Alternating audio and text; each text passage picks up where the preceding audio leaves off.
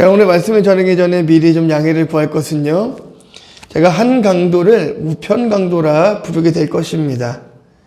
본문에는 분명히 오른쪽에 있는 강도, 왼쪽에 있는 강도 이렇게 표현되지 않았죠. 하지만 우편 강도로 표현하는 이유는 성경에서 말하는 이 오른쪽과 왼쪽의 개념이 조금 다르기 때문이에요. 오른쪽이라는 것에 대한 개념은 하나님의 빛과 영광 이런 것들을 의미하고요. 이 좌편에 대한 의미들은 그와 반대되는 죄와 혹은 조금 더 부정적인 언어들. 그래서 우리가 왼손잡이 에훗 이렇게도 얘기하지 않습니까? 그래서 제가 본문의 설교의 제목을 한편강도라고 해놨지만 말씀을 전할 때에는 우편강도로서 표현하게 될 것입니다. 제가 서두에 이렇게 말씀을 드리고 시작하는 이유는요, 이 강도에 대한, 이 우편강도에 대한 설교들에 대한 모니터를 하다 보니까 그 밑에 달린 댓글들을 보게 됐어요.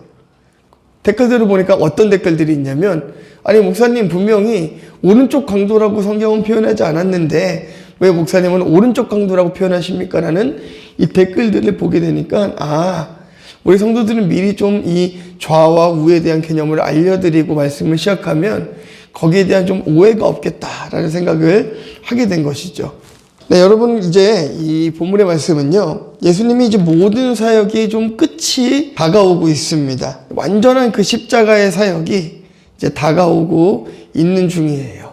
여러분, 예수님께서 이 땅에 오셔서 환영을 많이 받으셨을까요? 아니면 핍박을 많이 당하셨을까요?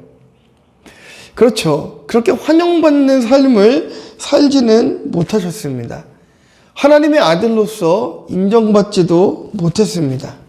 그래서 결국에는 이 신성모독죄라는 그 짐을 지시고 골고다에서 두 명의 죄인과 함께 십자가의 형벌을 받으시게 된 것이죠. 근데 그 두 강도 중에서도 유독 오른편의 강도를 예수님께서 친절하게 맞아주시는 것을 볼 수가 있습니다. 그런데 지금 사실 그 예수님의 상태가 굉장히 어려운 상태예요. 이미 십자가의 못이 박힌 상태이고 물과 피를 쏟고 계신 상황 속에서 힘도 없고 말할 힘도 없고 다가갈 힘도 없고 누군가를 생각할 수 있는 그 겨를도 없는 그 상태 가운데서 우리의 죄를 대속하기 위하여서 그 고통을 다 참아내시고 예수님이 당하셔야 되는 그 부끄러움을 본인은 개의치 않으셨습니다. 여러분, 그 예수님께서 진짜 아프셨던 것은 무엇이었을까요?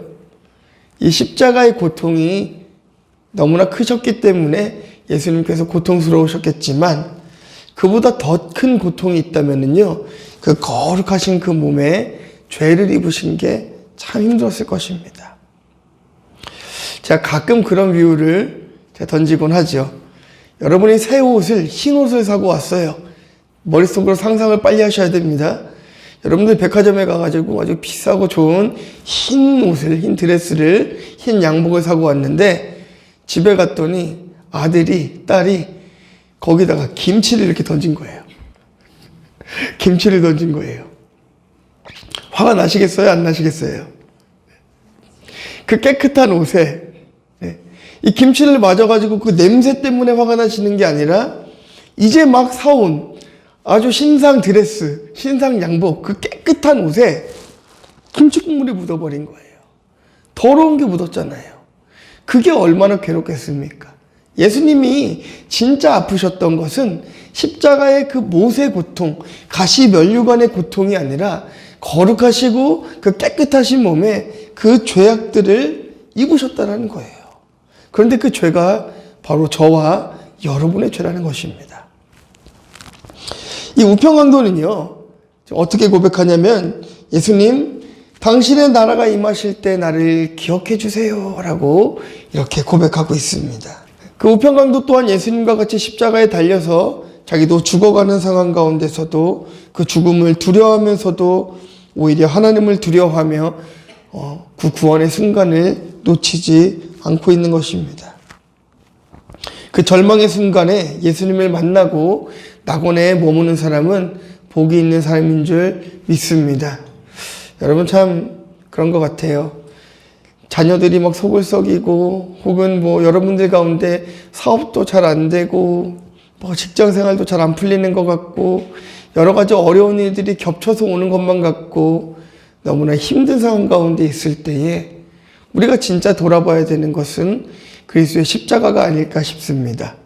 예수 그리스도의 십자가를 우리가 깊이 묵상하고 생각하면 그 어떤 어려운 문제들도 능히 이겨낼 수 있는 힘이 생기실 거라 믿습니다. 오늘 말씀을 함께 보시면서요, 우편강도가 어떤 사람이었는지 한번 말씀을 통해 조명해 보도록 하겠습니다. 첫 번째는요, 우편강도는 하나님을 두려워하는 사람이었습니다. 우리 말씀 한번 같이 보도록 할게요. 네, 시작. 달린 행악자 중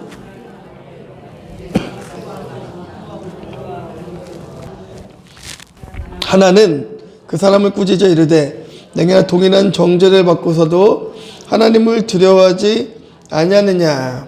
예수님과 함께 달린 이 행악자라고 표현되어 있는데요, 이 달린 두 사람이 있었습니다. 십자가에 같이 달렸습니다. 근데 그중 한 사람이 예수님을 비방하는 거예요. 조롱하는 것입니다. 한번 네가 하나님이면 하나님의 아들이라고 이야기하는데 그렇게 능력자라고 한다면 한번 너 스스로를 한번 구원해 봐라. 이 십자가에 달려있는 이 상태에서 한번 내려와 보라는 거예요. 그리고 나도 한번 구해봐라. 이렇게 예수님을 조롱합니다. 아주 실제적으로 인격을 모독하고 있어요. 유대인의 종교적인 의미로 보면은요, 예수님의 명예가 훼손되고 있는 것입니다. 얼마나 수치스럽겠어요. 하나님의 자녀로서 이 땅에 오셨고 그 능력을 다 발휘할 수 있음에도 불구하고 십자가에 달리셔서 그 한 사람의 조롱을 듣고 계신 것입니다. 마치 예수님을 자기 자신도 구원해내지 못하는 연약한 존재로, 세상을 구원할 수 없는 그런 존재로 비난하고 조롱하고 욕하고 있는 것을 볼 수가 있습니다. 예수님을 향한 그 비방이 멈추지가 않고 있어요. 왜 그럴까요, 여러분? 그 달린 십자가에 달린 자 중 한 사람은 예수님을 왜 이렇게 비방하고 예수님에 대해서 모독을 하고 있는 걸까요? 그분이 어떤 분인지 모르기 때문인 것입니다. 그분이 어떤 분인지 모르기 때문인 거예요. 여러분, 드라마에 아주 단골 주제처럼 나오는 것들이 있습니다. 네, 회장님이 꼭 가다가 쓰러지면은 가난한 사람이 가서 구출을 해줘요. 그러면은 그 가난한 자에게 좋은 직장과 그가 살아갈 수 있는 선물을 주는 스토리들을 여러분들이 많이 보실 수 있을 것입니다. 그가 회장이라는 걸 알았다라고 한다면 많은 사람들이 앞서가서 그를 도우려고 했겠죠. 그런데 그 모습이 평범한 아저씨와 같고 평범한 할아버지와 같기 때문에 돕지 않았단 말이죠. 그 좌편 강도는 예수님의 모습을 볼 때에 그저 피 흘리고 있는 모습, 연약한 인간의 모습만 보았기 때문에 예수님의 능력을 인정하지 못했던 것이에요. 또한 그 예수님의 죄를 신성모독이라는 그 사람들이 붙여준 그 죄가 합당하다라고 생각했던 것이에요. 그러나 우편강도는 조금 달랐습니다. 우편강도는 그 좌에 있는 강도를 향해서 이야기하는 거죠. 우리가 행한 이 죄들은 지금 벌을마다 마땅하지만 예수님은 그런 분이 아니라고 이야기하고 있는 거예요. 그래서 이 좌편강도는 구원받지 못한 백성을 의미하고 있고요, 이 우편강도는 구원받은 하나님의 백성을 의미하고 있는 것입니다. 참 여러분 답답했을 것 같아요. 이 죽어가는 가운데서도 예수님을 알아보지 못하는 그 좌편강도를 바라볼 때에 예수님의 마음이 참 아프셨을 거라고 생각합니다. 예수님을 비방하던 행악자 좌편강도에게 우편강도가 십자가 위에서 그를 책망합니다. 왜 그랬을까요? 이 우편강도는 왜 좌편에 있는 강도에게 예수님을 모욕하지 말고 예수님의 존재를 인정하라는 것을 계속해서 어필하고 이야기하는 이유가 뭐겠습니까, 여러분? 깨달았던 거예요. 그리스도의 무죄함을, 예수님은 죄가 없으신 분이시지만 십자가에 달리셨다라는 것을 이 우편강도는 깨달았기 때문인 것입니다. 여러분, 저는 이 말씀을 준비하면서 굉장히 은혜를 많이 받았습니다. 사실 우리들의 삶을 돌아보면은요, 우리 안에는 선한 것보다는 죄가 더 많은 것 같아요. 막 인생을 돌아보아도 그렇게 착한 일을 많이 한 것보다는 속으로든 남을 비방하기도 한 것 같고 정죄도 많이 한 것 같고요. 그런 것 같습니다. 그러면 우리는 사실 하나님 앞에 구원받을 수 없는 존재들이잖아요. 그 죄 때문에 우리는 구원받을 수 없는 존재들입니다. 하늘나라에 갈 수 있는 존재들은요, 여러분, 죄가 없어야 돼요. 여러분, 죄를 가지고 하나님 앞에 설 수가 없습니다. 그런데 우리는 죄가 있어요, 없어요? 죄가 있어요. 우리는 죄를 가지고 하나님을 만날 수 없는 존재들인데, 그리스도께서, 예수님께서 우리의 모든 죄를 주시고 십자가에 못 박혀 죽으셨기 때문에 우리는 하나님 앞에 설 수 있는 자격이 생겼단 말이죠. 그 자격이 생긴 것입니다.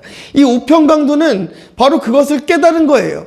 하나님을 두려워했던 것입니다. 이 두려워한다는 말의 다른 말은 경외함이라는 말이 있어요. 성경에 보면은 하나님을 경외한다라는 단어가 있는데요. 이 경외하다라는 단어가 하나님을 두려워한다라는 단어와 동일한 단어로 불립니다. 말하자면 우편에 달린 이 강도는 물론 큰 죄를 지어서 죽음에 이르는 상태에 있었지만, 사형을 당해야 하는 중죄를 지은 죄인이었지만, 마지막 순간에 하나님을 경외하였고 하나님을 두려워하였고 그 십자가에 달린 예수 그리스도를 의지했다라는 것입니다.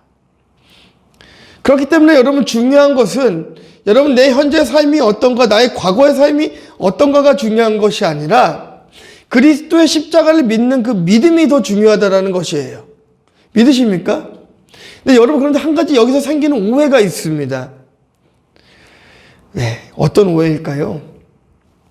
내가 그리스도의 십자가를 믿었기 때문에 나는 이제 구원받았으니 나는 내 마음대로 이제 살아도 괜찮아. 조금 죄를 지으며 살아가도 괜찮아. 라는 착각에 빠지며 살아갈 수가 있는 것입니다. 이 우편강도의 모습을 여러분들이 한번 주목해 보세요. 그가 하나님을 두려워하였고 하나님을 경외하였을 때에 자신은 행악자, 자신은 이 중범죄를 지은 죄인이라는 사실을 뼈저리게 깨달으면서도 예수님은 깨끗한 분이시라는 것을 끝까지 주장하잖아요. 맞습니까? 자신의 죄를 인정하면서도 예수님의 무죄함은 끝까지 주장하지 않습니까? 그 거룩하시고 흠없는 그분에게 그 죄를 2번 씌워드리고 싶지 않은 우편강도의 모습을, 우편강도의 마음을 우리는 이해해야 됩니다. 그렇기 때문에 우리가 십자가에 못 박히신 예수 그리스도를 믿는 믿음이 있는 자로서 세상을 살아간다라고 한다면, 하나님을 두려워하고 하나님을 경외하는 자로 살아간다라고 한다면 그에 합당한 삶 또한 뒤따라야 될 것입니다. 많은 사람들이 기독교에 대한 좋지 못한 인식들을 가지고 살아가고 있는 것이 현실입니다. 참 부끄러운 현실인 것 같습니다.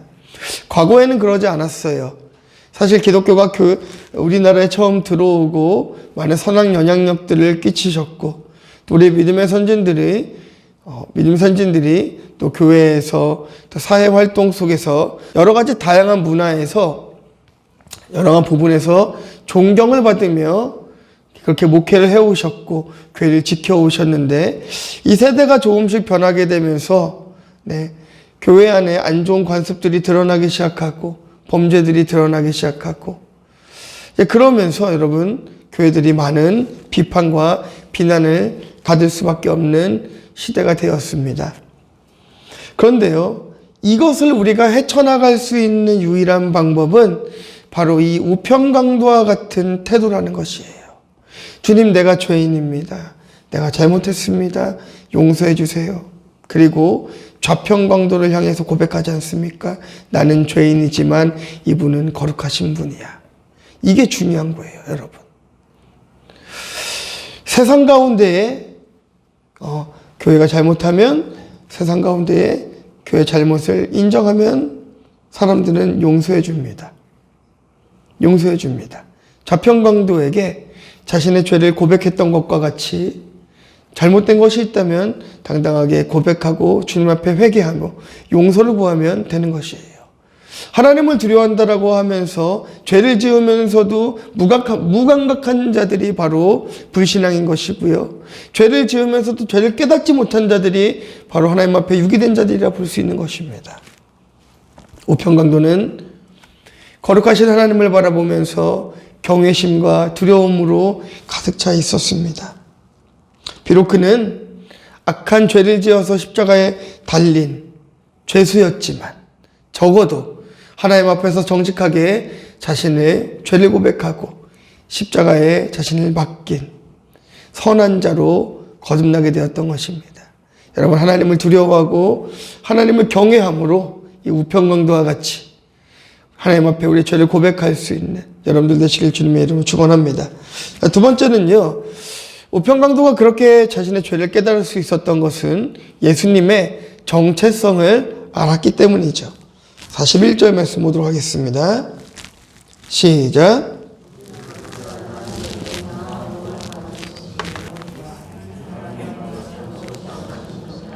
이 우편강도는요, 자신의 죄를 깨닫고 자기가 받아야 되는 그 십자가의 형벌을 당연하게 받아들였습니다. 그가 살아온 인생들, 그 당시에 그 십자가의 형벌을 질 정도의 죄라고 한다면요, 추측해보건대 정치범이라든지 살인이라든지 아주 극악무도한 죄를 지은 자만이 질 수 있는 형벌이 바로 이 십자가형이었습니다.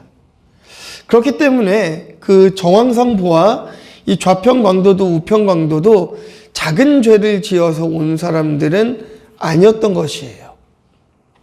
그러나 우편광도와 좌편광도가 다른 것이 있었다면 예수님이 어떤 분이신지 그분의 정체성을 알고 모르고의 차이가 있었습니다. 이 우편광도는 예수님이 행하신 사역을 통해서 그 정체성을 알았어요. 아, 저분이 죽은 자를 살리신 분이시지, 저분이 병든 자를 고치신 분이시고 오병이의 기적을, 칠병이의 기적을 다 보여주신 분 아니신가? 옷깃만 스쳐도 그 병이 나았고 죄사함을 얻게 하셨던 그분이 바로 저분이신데 그것을 우편광도는 알고 있었다라는 거예요. 여러분, 같은 말을 들어도 그것을 믿는 자가 있고 믿지 않는 자들이 있습니다. 여러분, 가서 복음을 많이 전해보시면 아마 알게 되실 거예요. 아, 하나님께서 택한 사람이구나라는 어떤 진한 감동이 있을 때가 있습니다. 저도 선교지에 살면서 많은 사람들에게 복음을 전하고 그렇게 살아왔습니다. 한국에 나와서도 꾸준히 지금도 매일 하고 있습니다. 매일 하루에 한 사람씩 복음을 전해요. 다 모르는 사람들이죠. 별로 안 창피합니다, 여러분, 생각보다. 어차피 여러분 복음을 전했는데 교회 안 오시는 분이라고 한다면 이 수많은 사람들 사이에 두 번 만날 일이 사실 별로 없어요. 두 번 만나면 더 좋죠. 두 번 만나면 더 좋죠. 한 번 더 복음을 전할 수 있으니까요. 여러분, 사실 부끄러움은 없습니다. 중요한 것은 불쌍한 마음인 거예요. 그를 향한 그 불쌍한 마음. 아, 예수님을 알았더라면 얼마나 좋았을까. 저렇게 길을 걸어가고 있는 사람이, 여러분, 우리가 언제 죽을지 아는 저희 미래를 알고 살아가면 얼마나 좋겠습니까? 근데 우리는 그 미래를 알 수가 없습니다.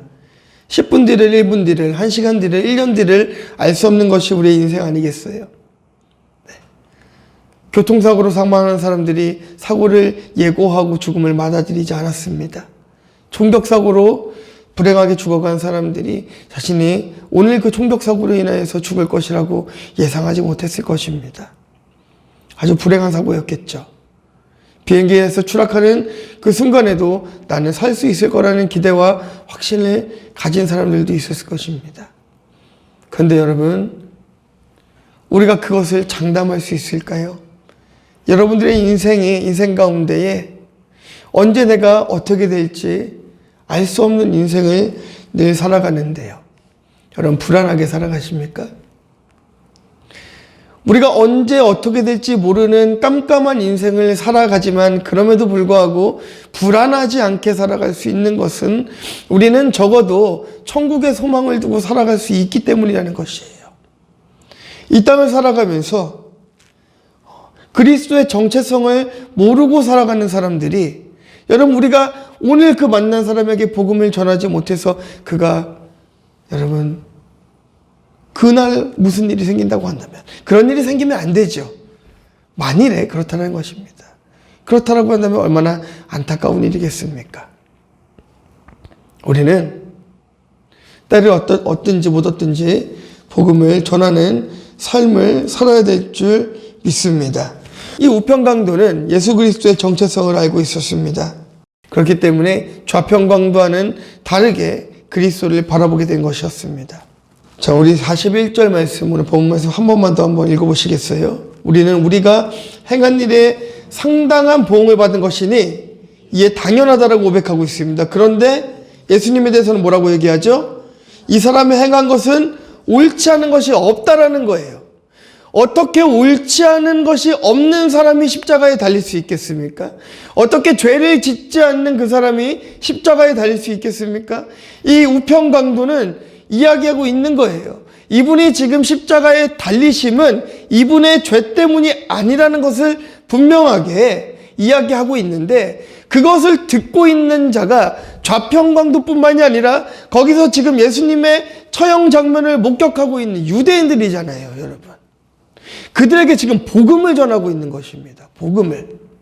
이 우편강도가 복음을 전하고 있는 거예요.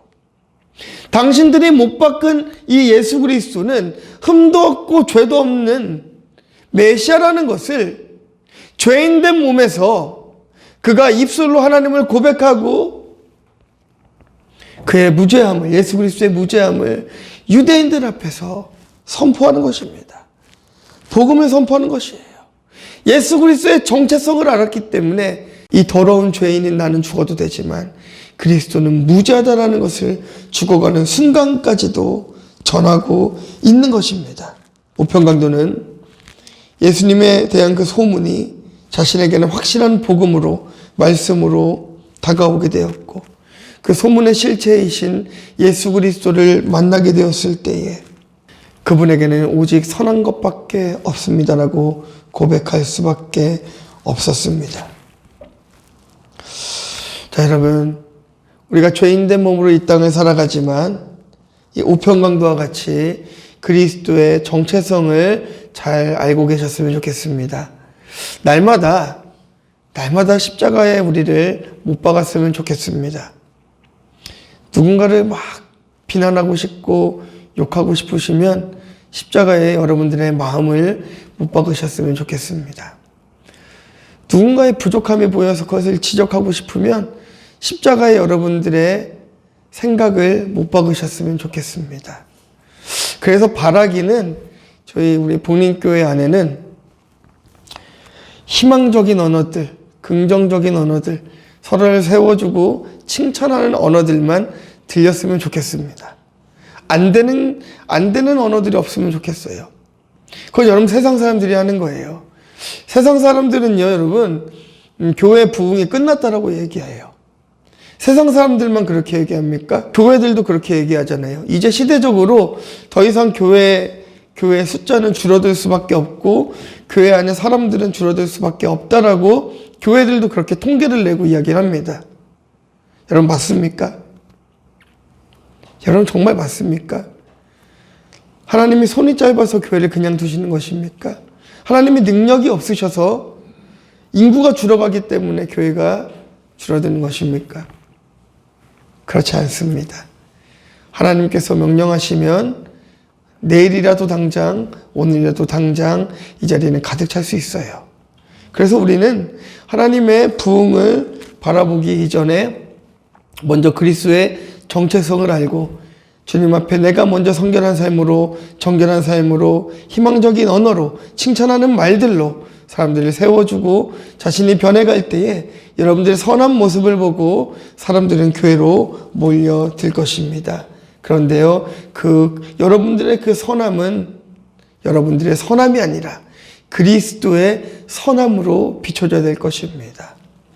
자, 마지막 세 번째는요, 우편강도는 그렇기 때문에 마지막에 결국 낙원에 머무는 자인 것입니다. 자, 42절, 43절 말씀 함께 보겠습니다.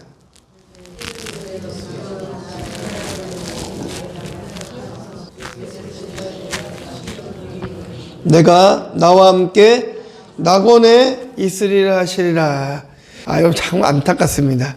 제가 말씀을 준비하면서 받았던 이 감동들을 그대로 다 이렇게 전달해 드리고 싶은데 가끔은 제가 그래서 이 준비하고 있는 도중에 설교를 하고 싶을 때가 있어요. 다 전달해 드리고 싶어요. 저는 이 내가 너와 함께 낙원에 있으리라 이 말씀에 저는 눈물을 흘렸어요. 이 강도가 저인 것만 같은 거예요. 여러분 그러지 않으십니까? 그 죽어야 하는 강도가, 십자가에 죽고 있는 강도가, 그 죄로 인하여서 죽고 있는 그 강도가 저 같은 거예요. 네. 마치 그 강도의 신앙의 고백이 저의 고백 같은 거예요. 우리는 사실 세상을 살아가고 우리가 교회에 앉아서 우리가 마치 거룩한 것처럼 성결한 것처럼 앉아있지만 사실 우리의 내면을 들여다보면 추악한 것 투성이잖아요. 악한 것 투성이지 않습니까? 우리도 우편광도와 같이 하나님의 나라가 임하실 때에 나를 기억해달라는 그 믿음의 고백들이 필요한 것입니다. 하나님 십자가에 못 박히신 예수 그리스도를 내가 믿기를 원합니다. 사실은 저 좌편광도와 같이 저 우편광도와 같이 우리가 함께 못 박혀서 우리도 그 자리에서 함께 죽어가야 하는데 그렇지 않고 예수님 나를 살려주신 은혜에 감사합니다라고 우리가 고백할 수 있어야 되지 않겠습니까? 그가 그 죽음을 맞이하면서 예수님 앞에 마지막으로 자신의 소원을 말하는데요. 그것은 바로 자신의 구원의 문제였습니다. 하나님, 내가 이 땅에서는 죄인이지만 내가 이 십자가에 죽어가면서 내가 죄인임을 깨달았습니다. 예수 그리스도를 믿습니다. 하나님의 나라가 임하실 때에 저를 그곳에 함께 데려가 주세요. 비록 죄인의 몸으로 십자가에 달리고 있지만 우편강도는 확실한 믿음과 소망을 바라보는 자였습니다. 그 믿음은 하나님께서 만세전에 예정하신 하나님의 은혜였던 것이죠. 그 은혜를 우편강도에게도 주신 것인 것입니다. 여러분 저는 하나님께서 선택한 하나님의 백성들의 구원을 믿습니다. 하나님의 예정을 믿습니다. 하나님의 선택을 믿습니다. 그런데요, 우리가 하나님의 선택을 믿지만 하나님의 관점에서는 이미 다 이루어져 있어요. 다 계획되어 있는데 우리의 눈으론 우리가 이 땅을 살아가고 있기 때문에 그 끝을 보면서 살아갈 수가 없잖아요. 하나님의 입장에서는 그 예정이 완성되어 있어서 우리는 그 예정을 완성된 예정으로 이해하지만 우리는 여전히 이 땅을 살아가는 사람들이잖아요. 그렇기 때문에 매일매일 우리는 신앙을 고백하며 살아가는 거예요. 한 번 내가 주님을 믿습니다, 하나님 사랑합니다 라고 고백했다라고 해서 그냥 거기서 끝나는 것이 아니라 매일매일 나의 삶을 점검하고 우리의 신앙을 점검하고 십자가 앞에 나아가서 계속해서 우리의 신앙을 주님 앞에 고백하는 거예요. 그래서 어떤 이들은 이 사도신경을 교회에서 외우는 것을 부정하는 사람들도 있고 사람들이 만들어 놓은 것을 왜 하냐라고 말하는 사람들도 있지만 저는 다르게 생각합니다. 우리의 믿음의 고백, 사도신경, 이거는요 매일매일 우리가 여러분 고백해도 부족해요. 매 예배 때만이 아니라 여러분 매일의 삶 속에서 여러분 이 신조의 고백들이 계속해서 나타나길 주님의 이름으로 축원합니다. 우편강도가 가장 안타까웠던 것은 바로 그것 아니었겠습니까? 평생 자신이 어떻게 살았는데 내가 예수님을 조금만 더 빨리 알았더라면 조금 더 선한 삶을 살지 않았을까 후회가 되었을 것입니다. 그러나 그 모든 염치를 불고하고 주님 앞에 그가 마지막으로 소원을 말하는 것이죠. 주님, 내가 주님과 함께 있기를 원합니다. 그때 예수님께서 뭐라고 하십니까? 내가 너와 함께 낙원에 있으리라. 믿으십니까? 결론입니다.